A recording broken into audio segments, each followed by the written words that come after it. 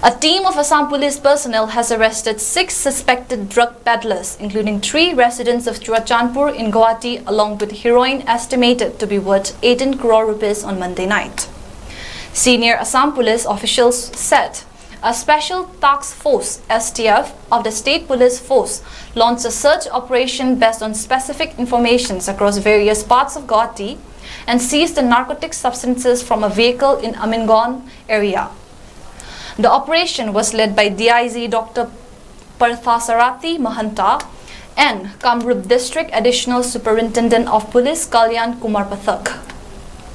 The 3 arrested persons from Churachandpur are Dongil, a resident of Jeonveng village under Tuibong police station in Churachandpur district, Gogo Haukip and Haupu Singson from neighboring villages of the same district. The other 3 are from Assam and have been identified as Inamul Ali of the Rang district, while Khalilur Rahman and Abdul Ali of Kamrup district. The consignment came from Manipur through Mizoram, the Barak Valley region of Assam, and was headed for West Bengal, the police said.